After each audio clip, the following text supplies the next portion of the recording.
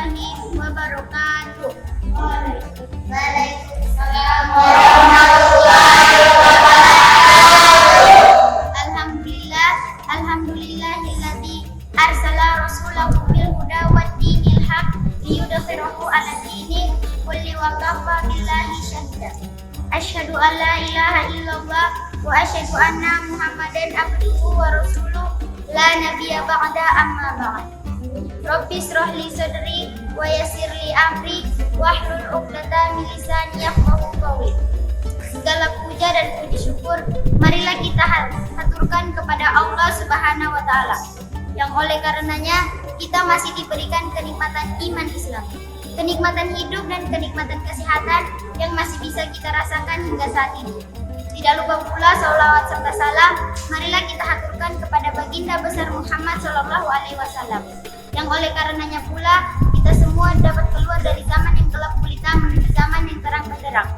Allahumma sholli ala sayyidina Muhammad wa ala ali sayyidina Muhammad. Semoga kita termasuk golongan orang-orang yang mendapatkan syafaat baginda Rasulullah Shallallahu Alaihi Wasallam di yaumil akhir kelak. Amin ya rabbal alamin. Insya Allah pada kesempatan yang mulia ini saya akan membawakan ceramah singkat yang berjudul Kewajiban Umat Muslim Terhadap Al-Quran. Hadirin wal hadirat yang dimuliakan Allah, setidaknya ada 8 kewajiban kita terhadap Al-Quran. Yang pertama, mengimani Al-Quran. Mengimani Al-Quran. Seperti yang kita ketahui, Al-Quran adalah firman Allah. Al-Quran bukanlah makhluk. Al-Quran adalah kalamullah. Sebagaimana ayat di bawah, Al-Quran diturunkan untuk menjadi petunjuk bagi kita. Tanpa mengimaninya, kita tidak dapat menjadikannya sebagai pegangan hidup. Walladzina yu'minuna bima unzila ilaika wa ma unzila min qablik dan mereka beriman terhadap kitab yang diturunkan kepadamu. Kitab yaitu kitab Al-Quran dan kitab-kitab yang diturunkan sebelummu. Quran surah Al-Baqarah ayat 4. Yang kedua, membaca Al-Quran atau tilawah. Al-Quran adalah kalamullah, membacanya bernilai pahala. Para sahabat menghatamkan Al-Quran sebulan sekali, dan ada yang lebih daripada itu. Membaca Al-Quran adalah perintah dari Allah Subhanahu wa taala. Auzida alaihi wa rattilil Qur'ana tartila, dan bacalah Al-Quran dengan perlahan-lahan.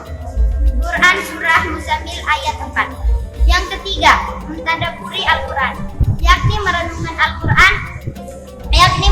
Al-Quran dan mengetahui maksudnya serta menjadikannya sebagai petunjuk bagi kita. Yakni sebagai petunjuk bagi kita. Afala yatadabbaruna al-Qur'ana am ala qulubin aqfaluha. Dan apakah mereka tidak memperhatikan Al-Quran ataukah hati mereka terkunci? Quran surah Muhammad ayat 24. Yang keempat, menghafalkan Al-Quran. Ya, seperti yang kita ketahui, Al-Quran adalah yang kita baca saat sholat, yakni surat Al-Fatihah dan setelahnya. Maka hendaklah kita membaca Al-Quran semampu kita. Yang idealnya adalah membaca keseluruhan, yaitu 30 juz. Tahukah Bapak dan Ibu bahwa kedudukan umat muslim, kedudukan para penghuni surga tergantung kepada hafalan Qurannya. Jika hafalan Qurannya besar, maka besar pula kedudukannya di akhirat. Akan dikatakan kepada Syaikul Quran di akhirat, bacalah dan naiklah, bacalah dengan tartil sebagaimana engkau membaca dengan tartil di dunia, karena kedudukanmu tergantung kepada ayat terakhir yang engkau baca. Hadis riwayat Abu Dawud. Kewajiban kita selanjutnya yang kelima adalah mengamalkan Al-Quran. Apa yang Allah perintahkan kita lakukan dan apa yang Allah larang kita tinggalkan. Pendek kata, Al-Quran sebagai petunjuk hidup bagi kita. Dzalikal kitabul la raiba fihi hudal lil muttaqin. Dan Al-Quran ini tidak ada lagi keraguan padanya. Petunjuk bagi orang-orang yang beriman. Quran surah Al-Baqarah ayat 2. Yang keenam, kewajiban kita selanjutnya yang keenam adalah mendakwakan dan mengajarkannya kepada orang lain. Mendakwakan dan mengajarkan Al-Quran akan membuat kita menjadi manusia terbaik di pandangan Allah. Akan membuat kita menjadi manusia terbaik di pandangan Allah. Kita manusia terbaik di pandangan Allah. Rasulullah Shallallahu Alaihi Wasallam bersabda, Al-Quran wa 'allamahu khairukum man ta'allam, dan hadis riwayat Bukhari. Kewajiban kita selanjutnya yang ketujuh adalah memperjuangkan dan membela Al-Quran. Memperjuangkan agar nilai-nilai Al-Quran tegak dalam kehidupan dan membelanya jika Al-Quran dihina atau dinistakan. Pada hakikatnya, Allah tidak membutuhkan pembelaan dari kita. Namun dengan membela Al-Quran, Allah akan menolong dan membela kita. Sebagaimana firman-Nya berikut ini. Ya ayyuhalladzina in tansurullaha yansurkum wa yutsabbit aqdamakum. Wahai orang-orang yang beriman, jika kalian menolong agama Allah, maka Allah akan menolong dan meneguhkan kedudukan kalian di akhirat. Quran surah Muhammad ayat 7. Yang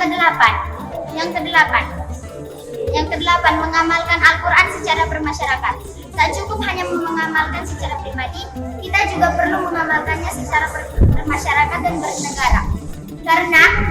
Karena Al-Quran adalah petunjuk hidup bagi kita. Dan Allah menghendaki kita agar mengamalkan Islam secara kafah. Sebagaimana ayat berikut. Ya ayyuhalladzina amanu dukhulu fis-silmi kafatan ya ayyuhalladzina amanu dukhulu fis-silmi kafatan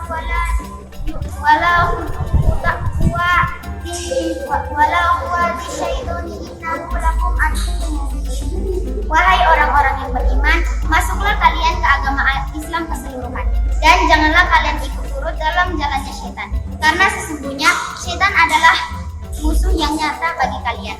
Quran surah Al-Baqarah ayat 208. Sekian ceramah singkat dari saya. Mohon maaf atas segala kekilafan. Sebelum saya menutup ceramah ini, saya akan membawakan sebuah pantun. Buah belimbing bentuknya bintang, dibuat rujak bercampur nanas.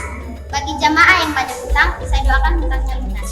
Wabillahi taufiq wal hidayah. Wassalamualaikum warahmatullahi wabarakatuh.